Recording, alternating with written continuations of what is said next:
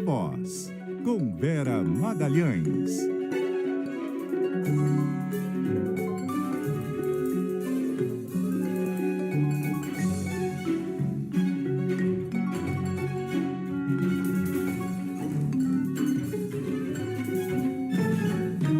Vera Magalhães, muito boa noite, tudo bem? Tudo bom, boa noite, Débora, boa noite, Carol, boa noite aos ouvintes, também a quem nos assiste.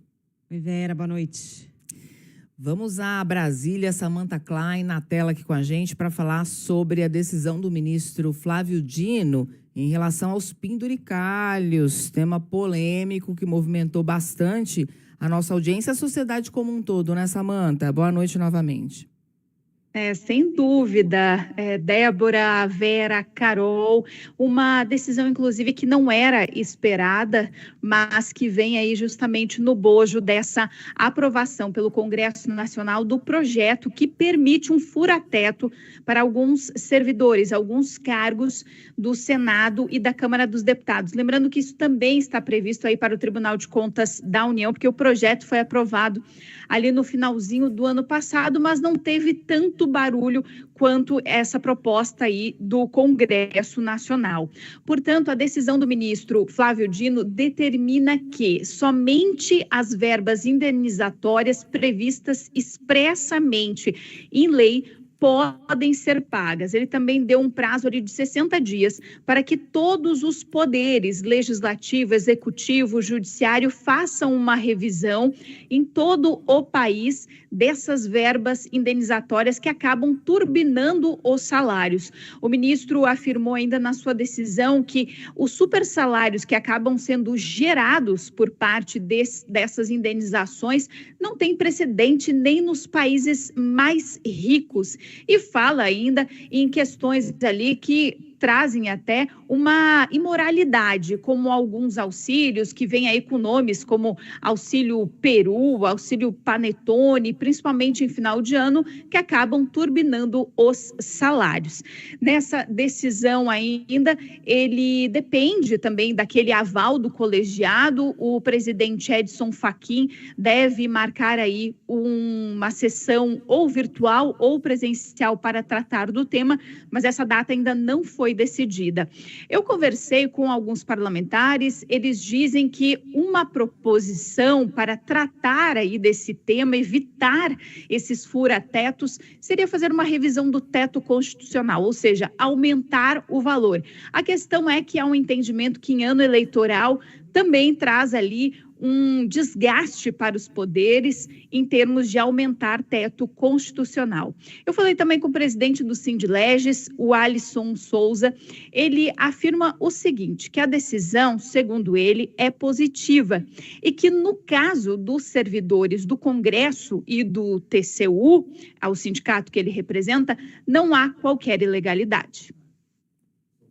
Não há nenhuma ilegalidade no que nós estamos fazendo, porque muitos jornais têm falado, a imprensa tem dito assim, não, essa verba é ilegal, a própria Globo falou isso, o Lula deve vetar só aquilo que é ilegal. Não, não é ilegal o que nós estamos fazendo, é legal, está na lei. O que pode ser discutido é se é constitucional sob aspecto do que pode furar o teto ou não. Mas a própria Constituição diz que aquilo que é indenizatório pode furar o teto. Então, não há ilegalidade do ponto de vista normativo, digamos assim.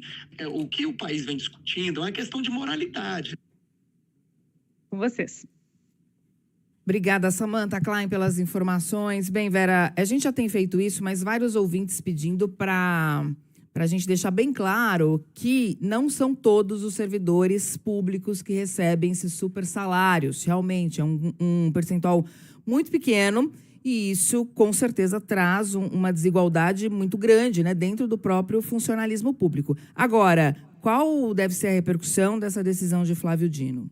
É um percentual pequeno, diz respeito à elite do funcionalismo, mas gera um efeito dominó, um efeito cascata, porque outras categorias vão pleitear o mesmo tratamento, vão pleitear a isonomia, e isso tem a chance enorme de se espraiar por um contingente maior do serviço público. Talvez por isso o ministro tenha usado os embargos infringentes de uma reclamação feita pela Associação de procuradores de São Paulo, ou seja, é um caso muito localizado que ele pegou para tomar essa decisão e, portanto, ampliar muito o escopo do que tinha sido ajuizado. E isso vai ser, certamente, a principal reclamação do Poder Legislativo. Vão dizer que o ministro está usando um caso que já estava até em julgamento de embargos de declaração e um caso localizado dos procuradores municipais de São Paulo para tomar uma decisão que tem efeito sobre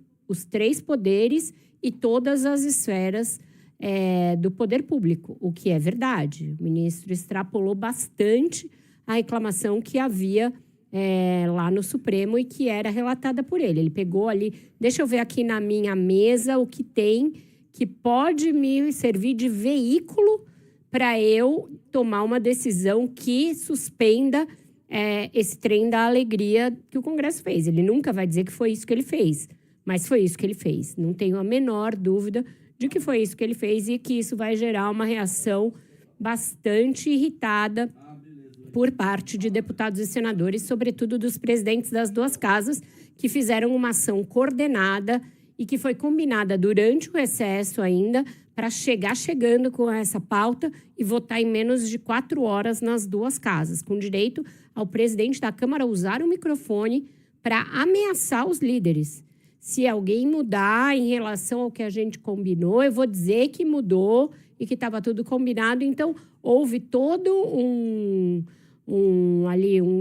houve toda uma coordenação para isso passar rápido e passar sem chance de tergiversação.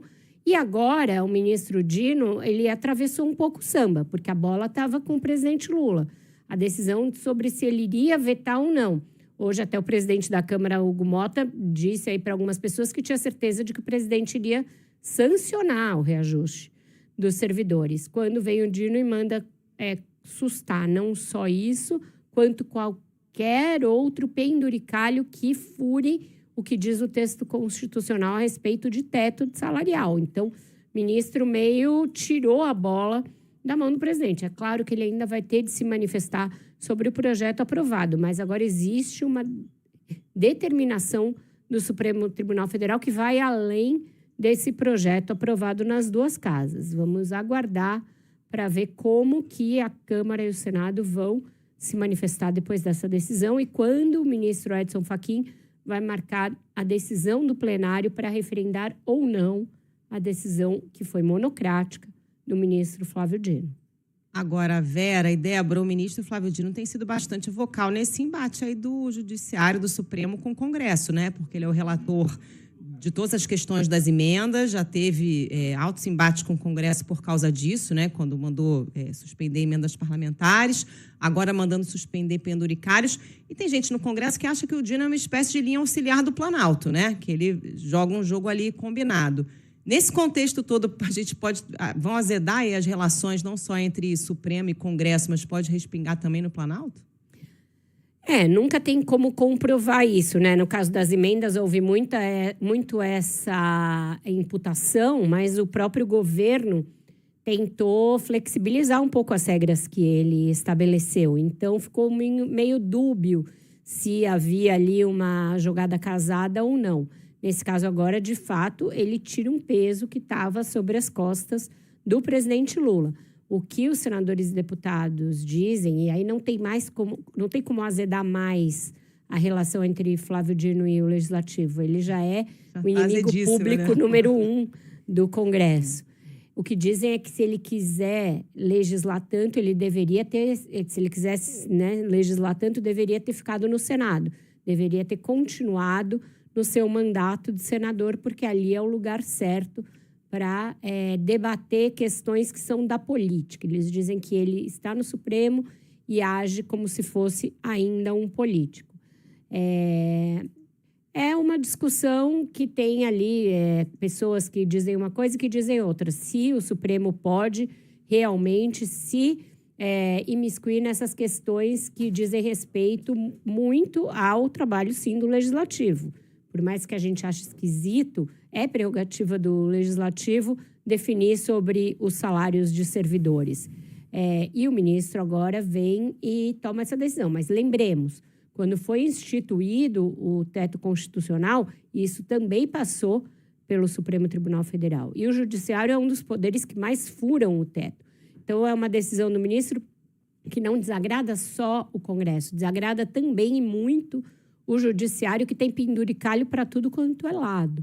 Então, ele resolveu ser impopular nos 3 poderes, mais ou menos, mostrando que não está ligando muito para isso. A reforma administrativa trata desse tema também, está parada no Congresso. E pelo andar da carruagem, talvez nem seja discutida esse ano, porque é um ano eleitoral, né? Reforma administrativa é uma coisa que nunca interessou os governos do PT. O PT tem dificuldade de enfrentar as corporações de sindicatos ali, de servidores. Então, o governo sempre jogou de lado nesse assunto. Sempre que se falava da necessidade de reforma administrativa, a resposta era: não vamos diminuir o Estado para aquele que mais precisa. Esse discurso do Estado mínimo não é um discurso nosso, sendo que a reforma ela não existe para estabelecer um Estado mínimo. Esse projeto, que é de relatoria do deputado Pedro Paulo, ele regulamenta e ele cria ali algum tipo de possibilidade de você estabelecer critérios de avaliação para servidores, de retirar ali essa questão das carreiras de Estado para funções que não requerem carreiras de Estado. Enfim, ele dá uma organizada na máquina administrativa. E é uma reforma, sim, necessária, né? Em todo o país, você precisa constantemente revisitar a máquina pública, revisitar o tamanho da máquina, ver onde tem desperdícios, ver onde tem falta, redimensionar o tamanho do Estado para que ele seja mais eficiente e ele gere serviços de qualidade para o cidadão que paga impostos. Então, acho que reforma administrativa é uma coisa que você precisa fazer de tempos em tempos. E o Brasil tem muita dificuldade em fazer. Acho que a última que foi feita foi ainda no governo Fernando Henrique. Uhum. Bom, o presidente Lula hoje deu uma entrevista ao portal UOL, falou de vários assuntos, falou do Supremo Tribunal Federal, de mandato de ministros, falou de INSS, falou também de Banco Master. Igor Cardim chegando por aqui com um resumo aí da fala do presidente. Vamos começar por Banco Master, Igor? Pois é, Carol, cheio de recados nessa entrevista do presidente Lula ao portal UOL. Falou também sobre o Banco Master, disse que recebeu o Vorcaro e afirmou também que não haverá uma posição política pró ou contra o Banco Master. Garantiu, então, que não haverá essa interferência a favor ou contra nas investigações. Segundo ele chamou até, fez um paralelo ali ao ex-ministro da Fazenda, Guido Mantega, que veio a Brasília acompanhado do Vorcaro, disse que questionou se o presidente poderia atendê-lo ou não, e aí ele falou que chamou o presidente do BC, Gabriel Galípolo, também o ministro Rui Costa, para esta conversa, que disse que é da Bahia e que aí conhecia ele, então se encontraram e trataram de alguns assuntos nessa conversa. Disse que a investigação será técnica, feita pelo Banco Central, e disse que foi essa conversa. E também tratou de outros assuntos, como você trouxe, Carol. O presidente falou que, durante essa entrevista ao All News, ele confirmou, então, esse encontro com o banqueiro e afirmou que vai até as últimas consequências e que, se tiver aliado dele envolvido, vai responder da mesma forma.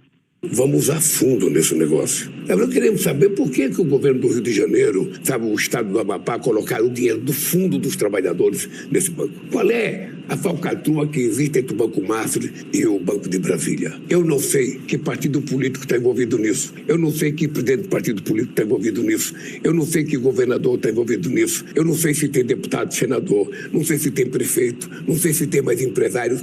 O dado concreto é que a ordem é a seguinte: nós vamos investigar as últimas consequências para ver se a gente tira desse rombo que um banco deu. falou ainda que agora há uma chance real de pegar os magnatas da corrupção desse país. Na volta do recesso parlamentar, a oposição e base governista fecharam um acordo e não votaram requerimentos envolvendo a quebra de sigilo do Banco Master e de aliados de Lula e de Bolsonaro, entre eles o filho do ex-ministro Ricardo Lewandowski e também Roberta Luxinger, que é amiga de Lulinha, filho do presidente Lula, e do ex-ministro da Previdência de Bolsonaro, Onyx Lorenzoni. Ouvido na CPMI nesta quinta, o presidente do órgão, Gilberto Haller, afirmou que antes mesmo da liquidação do banco, o INSS já decidiu não renovar o termo assinado com o Master, porque já tinha identificado irregularidades nos contratos de consignados firmados com o órgão. Carol. O Igor, e sobre Supremo Tribunal Federal, o que o presidente falou? Ele defendeu o mandato, né, para os ministros do Supremo.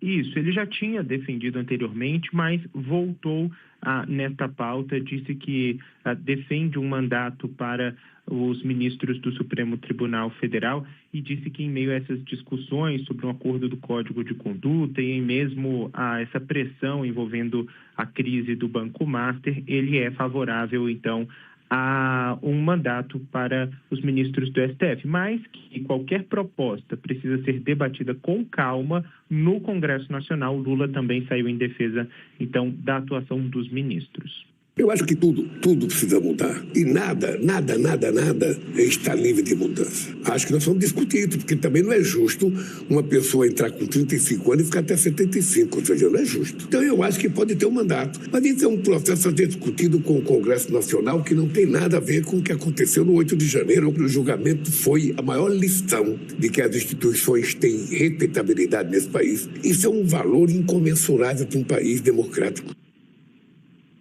O presidente disse que a proposta de mandatos para ministros é antiga e já constava em programas de governo anteriores. Ele também afirmou que considera excessivo esse período atual de permanência na corte. Carol. Obrigada, Igor. E aí, Vera, o que você achou dessa entrevista do Lula hoje para o UOL? Ele já procurou tratar dos assuntos que ele sabe que a oposição vai usar para tentar fustigá-lo na eleição. Então, esse pacote, né, Supremo, INSS e Banco Master é o pacote da vacina do presidente para casos que poderiam constrangê-lo.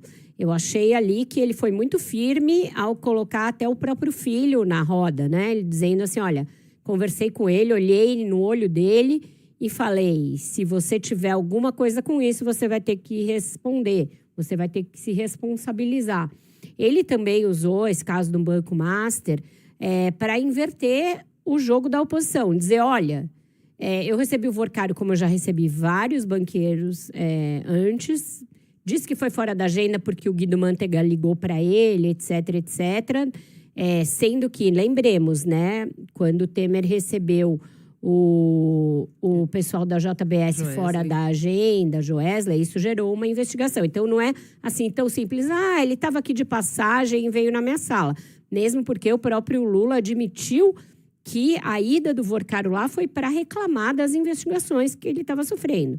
Mas aí, como que ele tenta inverter a coisa? Dizendo assim, olha, ele saiu da minha sala, eu chamei o Haddad, chamei o Galípolo e chamei o PGR, o Paulo Gonet, Procurador-Geral da República, e disse, podem investigar tudo o que quiserem. E aí ele vem com o que deverá ser o discurso da campanha. Ele está usando esse caso do Master e o fato do Banco Central ter investigado e da Polícia Federal ter investigado para dizer o seguinte, a frase dele é, estamos diante da primeira chance real de pegar os magnatas.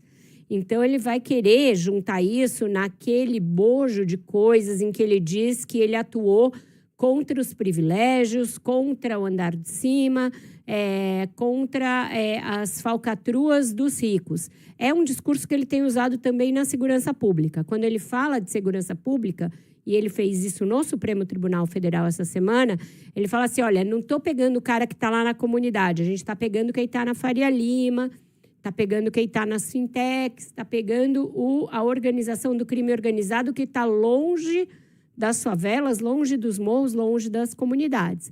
Então, esse vai ser um discurso que o Lula vai bater nessa tecla, tanto na eleição para falar tanto de corrupção, quanto de segurança pública, quanto também de tributação. a coisa do combate aos privilégios, do combate aos BBBs, né, que ele chama bilionário, banqueiro, bets, e agora o que ele chamou de magnatas. Se vai colar, é uma outra questão. Mas o fato é, nesse caso do Master, quem tentar fustigá-lo, certamente também vai ouvir de volta, porque todo mundo tem algum amigo, algum aliado que tem alguma implicação nesse caso. Sobre os mandatos fixos de ministros do STF, encontrei a informação aqui, viu, Carol? Porque na abertura do ponto final, Vera, a gente comentou que o ministro Flávio Dino também já tinha defendido o mandato, né? A gente só não sabia se isso tinha sido antes ou depois dele virar ministro. Foi antes dele virar ministro do STF, ele falou, defendeu publicamente, e durante a sabatina, também no Senado, ele defendeu. Então, portanto, foi antes dele realmente se tornar ministro. E isso acontece em outros países, principalmente da Europa, mandatos fixos. Por onde passaria uma discussão como essa? E é possível uma discussão como essa? Você vê espaço para uma discussão como essa no Brasil? Teria que ser uma emenda à Constituição. Isso não é uma cláusula pétrea. Eu, pelo menos, não entendo como uma cláusula pétrea. Então, não precisaria ser uma reforma constitucional, uma outra constituinte para você deliberar a esse respeito. Passaria por uma emenda constitucional. Acontece que existe resistência dentro do próprio Supremo, né? Alguns ministros não topam essa discussão. É mais uma das várias discussões de ideias para se mudar algumas coisas no funcionamento do Judiciário e, sobretudo, do Supremo Tribunal Federal, contra as quais a própria Corte resiste. Então, a gente teria de ver se essa discussão ganha corpo entre os constitucionalistas, no bojo da sociedade, no legislativo. É a primeira vez que eu vejo o presidente, de uma forma tão direta, vocalizar isso. Mesmo porque ele nomeou alguns dos ministros jovens, né, para o Supremo. Esses que ele diz que não tem cabimento ficarem tantos anos. Cristiano Zanin é muito jovem. O Dias Toffoli, que foi ele quem nomeou, era muito jovem quando chegou ao STF. Então, no caso do Lula, tem uma mudança de embocadura nesse caso e que os ministros do Supremo certamente vão entender como uma certa traição, porque eles sempre gostam de lembrar que na coisa da defesa da democracia, que foi uma outra tônica desse discurso do Lula, da entrevista, eles estiveram muito firmes e até apanhando no lugar do próprio governo. Então, isso vai ser uma coisa que vai cair de mau jeito ali, vai dar um certo mal-estar no Supremo, essa defesa que ele fez tão veemente da ideia de mandar. Zanin tem 50 anos, o próprio Jorge Messias, que ele indicou ainda, enfim, não passou pela sabatina, tem 45 anos. Exato. A gente faz agora um intervalo, você fica com notícias da sua cidade, depois tem mais Viva Voz, o presidente Lula falou sobre vários outros temas nessa entrevista ao Portal UOL e a gente volta falando sobre o que ele comentou em relação à política, à disputa eleitoral.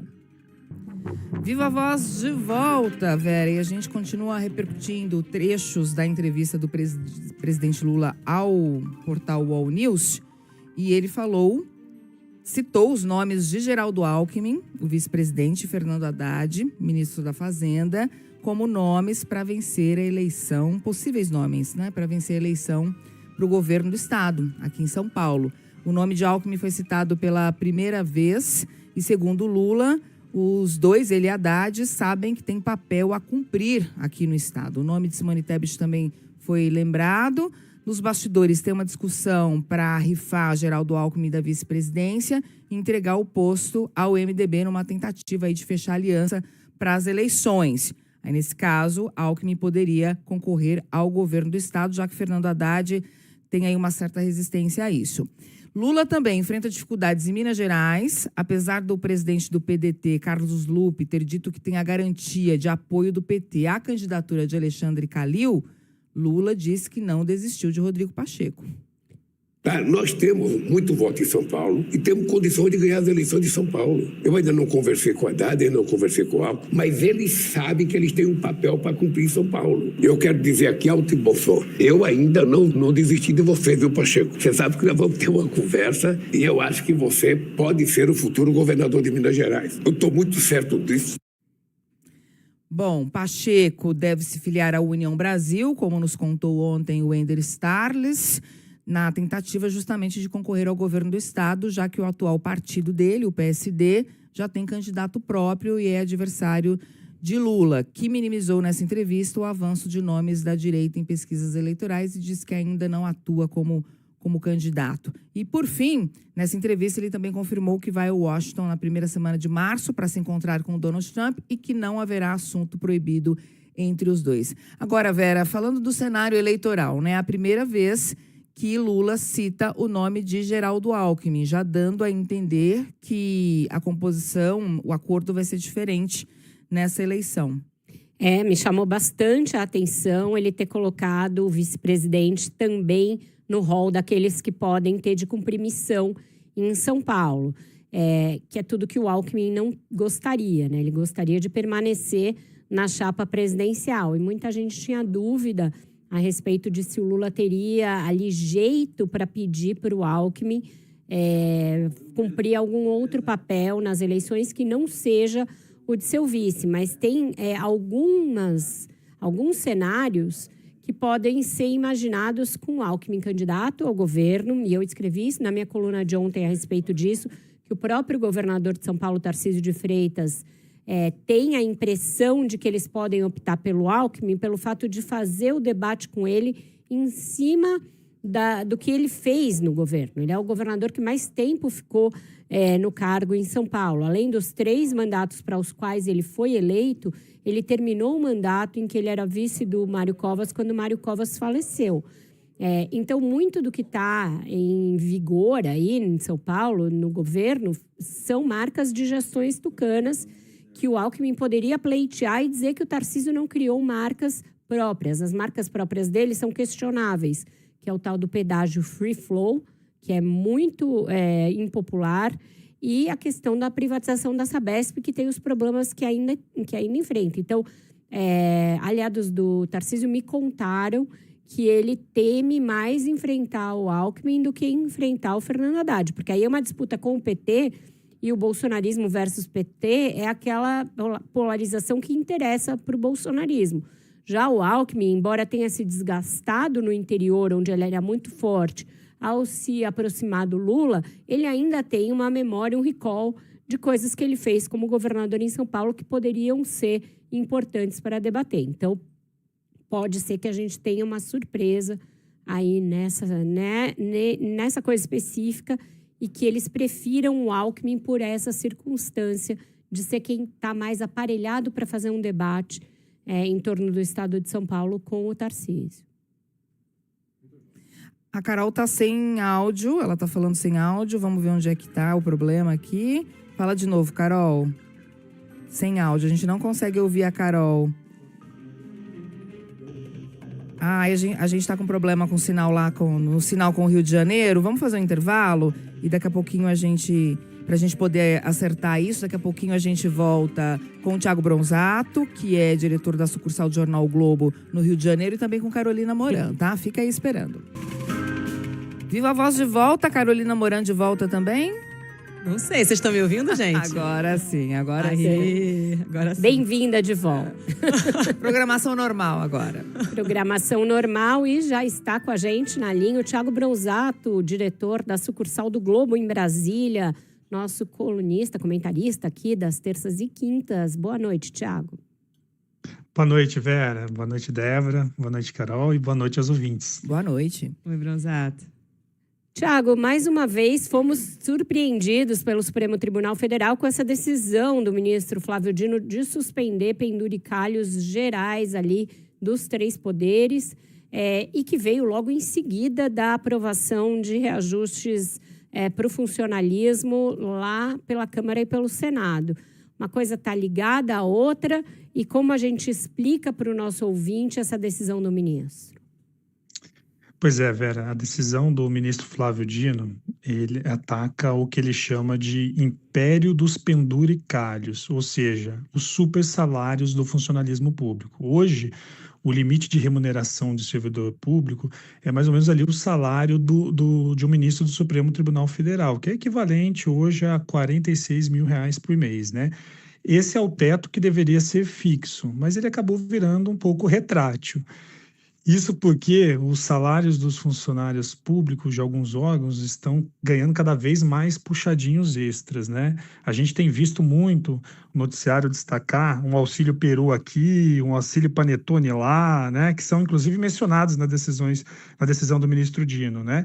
E sobra um monte de auxílio, ajuda com combustível, uma graninha para comprar os livros, enfim, todo esse rol de indenizações que podem ser convertidas em dinheiro direto no bolso do funcionário público, permite que alguns funcionários públicos ganhem até R$500 mil, e isso sem incidência de imposto de renda, né? E adivinha quem que paga essa conta? O bom e velho contribuinte, né? Além disso, esse tipo de despesa que chama mais atenção vem crescendo acima do orçamento e, em muitos casos, supera até valores destinados para áreas muito carentes, como habitação, saneamento e cultura, né? Eu resgatei aqui um estudo que foi feito pelo pesquisador Sérgio Guedes Reis sobre os supersalários no poder público, e esse estudo mostra que o Brasil é o país que gasta mais com a elite do funcionalismo numa amostra de 11 países, né? O gasto brasileiro com supersalários chega a $8 bilhões, né, por convenção ali por critério adotado de conversão de moeda, que é o equivalente a 21 vezes o que a Argentina gasta, que é o segundo país com mais pagamentos acima do teto. Os Estados Unidos e o México, eles têm ali gastos de $200 milhões, só para efeito de comparação, né? Essa distorção ela é tão grande, Vera, que o excedente do teto constitucional poderia pagar um salário mensal de R$ 2.200 a 9 milhões de brasileiros, assim. Então, diante desse cenário, o que o Dino fez? Ele resolveu interromper essa farra dos supersalários, né, que estava correndo à torta e direita aí para todo canto do país, né? E aí ele determinou que até 60 dias todos os órgãos públicos que pagam supersalários devem revisar essas verbas, checar se tem uma lei específica autorizando esse pagamento além daquilo que a Constituição prevê, e mandou publicar todos esses gastos no site ou em portais da transparência para mostrar para o público, né, quanto custou, como que foi calculada essa verba e que lei autoriza isso. E, por fim, o Dino deu um leve puxão no Congresso, que não criou uma lei para definir que tipo de supersalário pode ficar fora do teto. Ou seja, isso acabou gerando um burburinho danado, não só em Brasília, mas em todo o Brasil. Deu mais um puxão no Congresso, né, Bronzato? E qual foi o impacto político dessa decisão do Dino? Eu não sei se o Congresso tem mais orelha para o Dino ficar puxando tanto assim, né? Porque é com emenda, super salário, né? A orelha do Mota e do Davi Alcolumbre deve estar grande, tanto que estão puxando lá, né, no Supremo. Mas, enfim, a decisão do Dino, acho que é importante contextualizar, ela ocorre após a Câmara ter feito uma manobra ali para, de novo, furar o teto, né, que cria uma gratificação única ali que todo trabalhador sonha ter, né? Ou seja, a cada 3 dias trabalhados, o servidor da Câmara poderá ter um dia de licença, que pode ser convertido em dinheiro, de novo, sem incidência de imposto de renda. Com esse privilégio, acho que vale de mencionar, alguns servidores da Câmara eles poderão ganhar até R$80 mil por mês.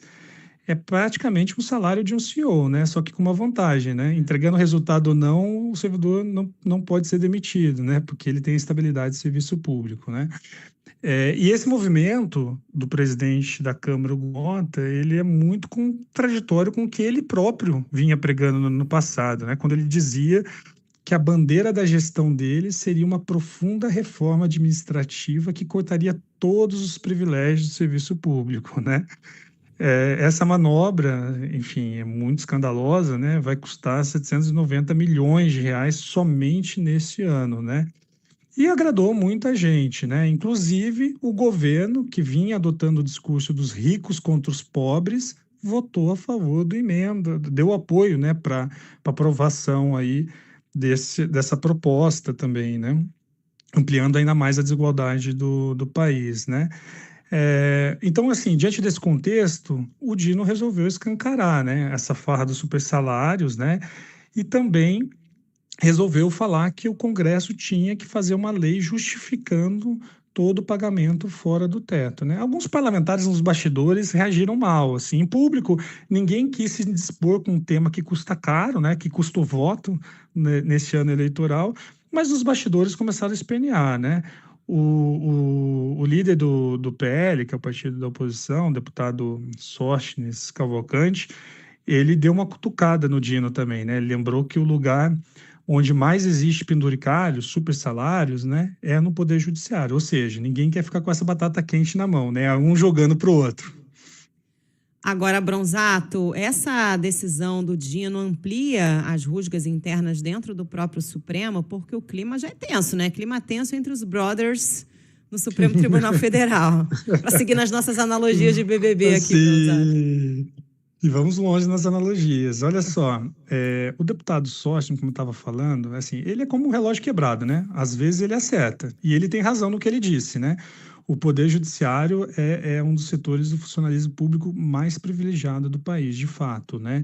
Boa parte dos juízes recebe além do permitido pela Constituição, né? Isso, sobretudo, em razão de uma interpretação generosa ali que o Supremo fez há um tempo, né? Que permite excluir o cálculo do teto, excluir do cálculo do teto toda a parcela de vencimentos identificada como verba indenizatória, ou seja, esses auxílios extras, né, que são chamados de penduricários. E o judiciário brasileiro, ele é o mais caro do mundo, né? Ele custa equivalente a 1,2% do nosso PIB, né? E em países ricos, esse gasto chega a 0,3%, em países emergentes é 0,5%, né?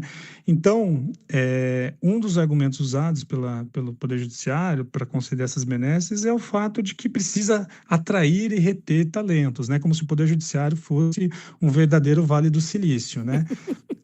E essa lógica deveria ser aplicada também aos médicos do SUS, né? Ou aos professores, quem sabe, né? Então, quando o Dino ele expõe assim, esse descalabro, ele dá uma estocada profunda ali na gestão do presidente do Supremo, Edson Fachin, que é o chefe do Poder Judiciário, né? Porque enquanto o Fachin ele fica suscitando a discussão do Código de Ética no Supremo, né? Que é um tema muito importante e precisa andar, o Dino vai lá e toca num ponto realmente que custa caro para os cofres públicos e arranha a imagem do judiciário, né? Que é os super salários, né? Esse tema deveria ser enfrentado pelo Fachin com o mesmo afinco que ele está tentando conduzir a discussão do Código de Ética, né? Mas também é um tema espinhoso, porque o Fachin não quer se indispor ali com outros magistrados. Então, quando o Dino dá essa decisão, ele, na verdade, está pedindo mais transparências também do Fachin, né? Ou do próprio Supremo, do Poder Judiciário, né? Isso acaba gerando rusgas internas no Supremo, que já não está lá aquelas coisas, né? Vale lembrar que o Fachin tinha marcado um almoço com os ministros, né, na semana que vem para discutir a questão do Código de Ética, mas rolou um climão ali e resolveram adiar esse almoço, que não deu quórum, e deixaram para depois do Carnaval. Quem sabe até lá, com o feriadão no meio do caminho, os ministros fiam a cabeça, né? Exatamente. Tiago, obrigada por hoje. Até semana que vem. Até mais, pessoal. Boa noite. Até, boa noite. Tchau, tchau. Gente, a gente está falando aqui sobre a eleição em São Paulo, né? O Lula falou aí a respeito do papel do Haddad, também do Alckmin. A Bruna Barbosa tem apuração agora sobre a disputa pelas vagas no Senado, no estado de São Paulo, como é que os diferentes campos estão se articulando. Bruna, a gente sabe que o Senado vai ser um terreno de embate importante, né? Sobretudo o campo bolsonarista quer formar uma bancada significativa no Senado. Como é que estão se articulando em São Paulo? Boa noite para você.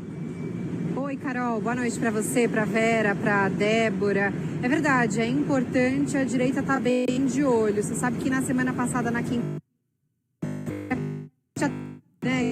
A gente está com dificuldade aqui na comunicação com a Bruna Barbosa. Vamos ver se a gente consegue restabelecer. Carol, acho que a gente pode... Bom, se a gente não conseguir, acho que a gente pode ir daqui, né? Com as informações que a Bruna apurou. Acho que sim.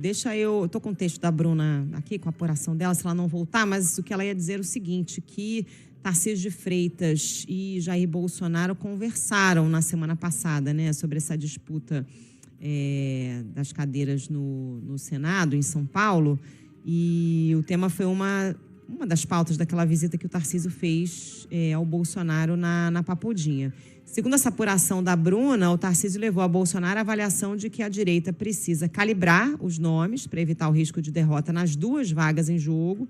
O grupo está trabalhando hoje com o ex-secretário de Segurança Pública, o Guilherme Derrite, do PP, que é o nome mais identificado com o bolsonarismo, é a principal aposta, mas tem um impasse na definição do segundo nome. Isso porque, no Palácio dos Bandeirantes, a leitura é de que repetir perfis muito ideológicos, né, muito bolsonaristas, isso poderia afastar aqueles eleitores mais próximos do centro e abrir espaço para adversários fora do campo bolsonarista.